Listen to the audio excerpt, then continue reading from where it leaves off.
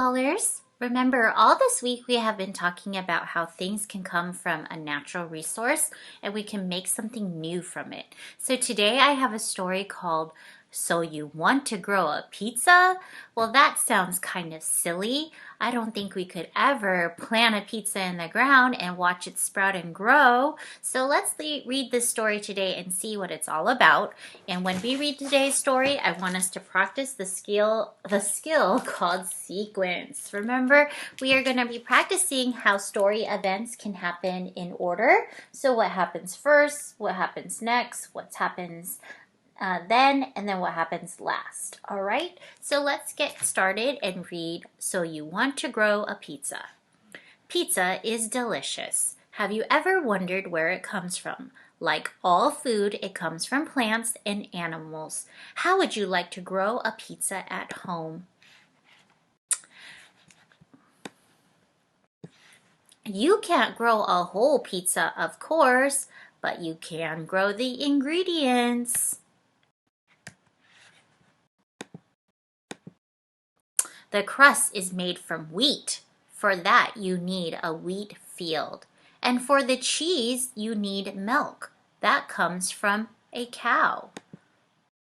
Do you like pepperoni? That's made from pork, which comes from a pig.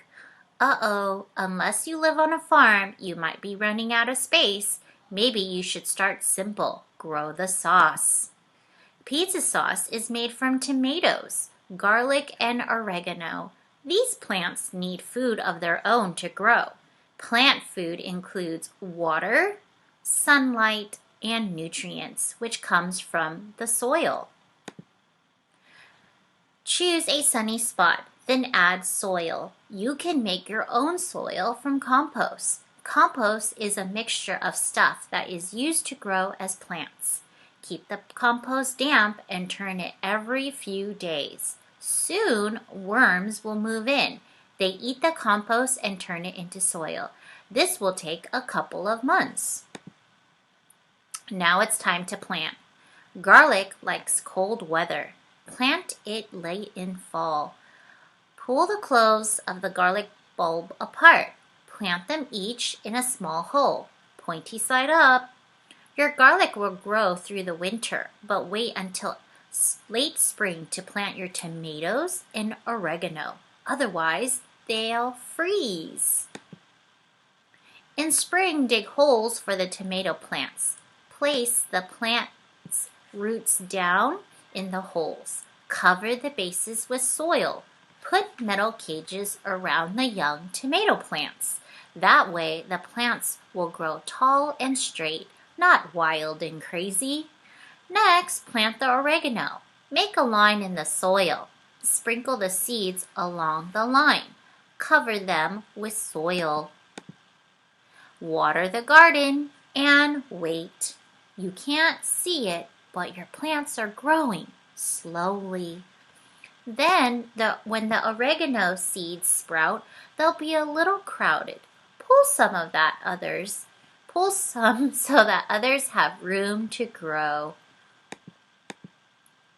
Keep watering every few days if it doesn't rain. Also, pull up weeds. If you don't, they'll steal food from your plants. Soon it will be harvest time.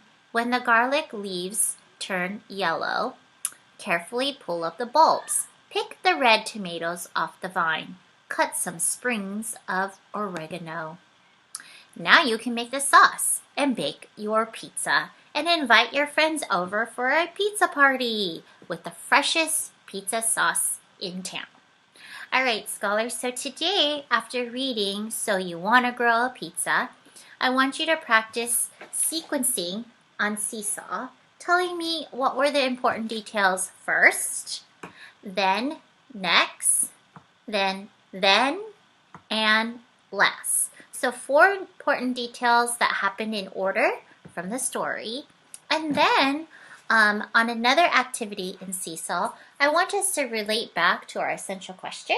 So I want us to think about the resource, the natural resource that they used, or what was the new ingredient that they used to make the pizza? Like, for example, cheese.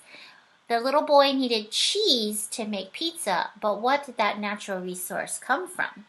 Well, it came from milk, and milk also comes from a cow.